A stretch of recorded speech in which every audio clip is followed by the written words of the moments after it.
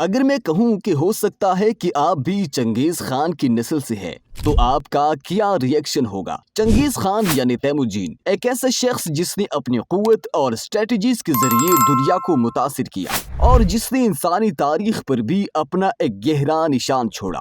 لیکن کیا آپ نے کبھی سوچا ہے کہ ان کا اثر دنیا کے ماحول اور یہاں تک کہ ہماری ڈی این اے پر بھی ہے؟ چنگیز خان نے اپنی فوجوں کے ساتھ دنیا کو ہلا کر رکھ دیا تھا۔ اس کا اصلی نام تیموجین تھا، لیکن اپنے تمام دشمنوں کو ہرانے کے بعد جب تیموجین منگول ریاست کا لیڈر بنا تو اسے چنگیز خان کا لقب دیا گیا، جس کا مطلب ہے عالمگیر رہنما۔ چنگیز خان 2.5 لاکھ منگولوں کا لیڈر تھا۔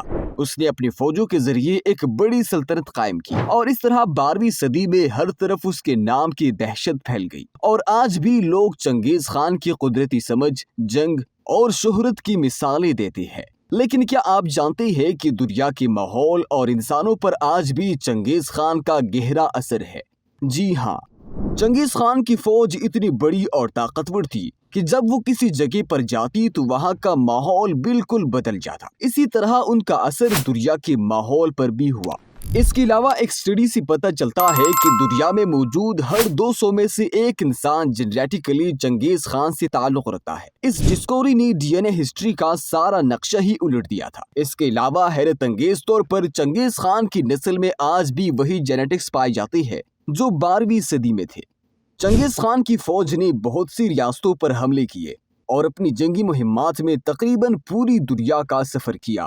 اس لیے آج بھی 5% چانسز ہے کہ آپ کا تعلق بھی چنگیز خان کی نسل سے ہو، اور اگر خاص طور پر آپ ایشین ہیں تو پھر یہ چانسز 5% سے بڑھ کر 8% ہو جاتے ہیں۔ اس بات کا اثر سوشل اور کلچرل لیولز پر بھی نظر آتا ہے۔ لوگ اپنی فیملی ہسٹری میں چنگیز خان کی ڈیسینڈنٹس ہونے پر فخر محسوس کرتے ہیں، اور اس سے ان کا سینس آف آئیڈینٹی بھی اسٹرانگ ہوتا ہے۔ اگر چنگیز خان کے ذریعے ہمارے ماحول پر ہونے والے اثرات کو دیکھا جائے تو چنگیز خان کے زمانے میں اتنی زیادہ جنگیں ہوئی اور فورسٹ جلائے گئی کہ اس کا اثر ماحول پر بھی پڑا۔ اس سے کاربن ڈائی آکسائڈ کا لیول بڑھ گیا، جو کہ کلائمیٹ چینج کا ایک بڑا سبب ہے۔ چنگیز خان کے زمانے میں اس کی جنگی اسٹریٹجیز نے اس کو اتنا مقبول بنایا کہ اس کے دشمن بھی ان اسٹریٹجیز کی تعریف کیے کرتے تھے۔ لیکن اس دور میں یہ بات کوئی نہیں جانتا تھا کہ ان جنگی اسٹریٹجیز کا اثر دنیا کے موسم پر بھی ہوگا۔ چنگیز خان کی ان اسٹریٹجیز میں سے ایک بڑے پیمانے پر جنگلوں کو جلانا تھا۔ جنگل کو جلا کر وہ اپنی دشمنوں کو ویک کرنے کی کوشش کرتا تھا، جو کہ نہ صرف ان کے دشمنوں بلکہ ہمارے ماحول کے لیے بھی خطرناک ثابت ہوا۔ دوسری طرف چنگیز خان نے اپنی فتوحات کے دوران کم از کم تقریباً 40 سے 70 ملین لوگوں کو قتل کیا، یعنی اس وقت دنیا میں موجود ہر 10 میں سے ایک انسان چنگیز خان کی فوج کے ہاتھوں قتل ہوتا تھا، یعنی دنیا کی 10% آبادی۔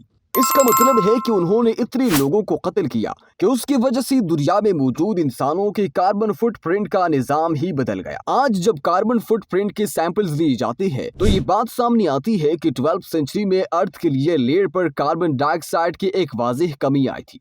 لیکن اگر اسی دوسری نظریے سے دیکھا جائے تو سائنٹسٹ اور ریسرچرز کے مطابق اتنا قتل و غارت ماحول کے لیے اچھا ثابت ہوا، کیونکہ ایئر میں کاربن ڈائی آکسائڈ کئی لیولز تک کم ہو گئی۔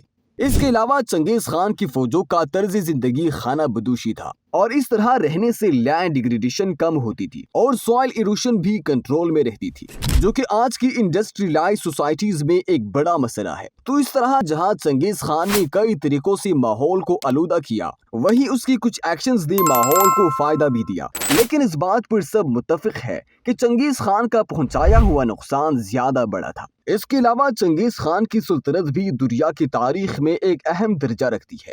جس طرح اس نے دنیا کا ماحول اور ڈی این اے پر اپنا اثر چھوڑا، اسے سمجھ کے ایسا محسوس ہوتا ہے کہ اس کی فوجوں کی طاقت آج تک ہمارے ساتھ ساتھ ہے، اور یہ ہم سب کے لیے ایک اہم سبق ہے کہ ایک شخص کی عمل سے کس قدر نقصان ہو سکتا ہے۔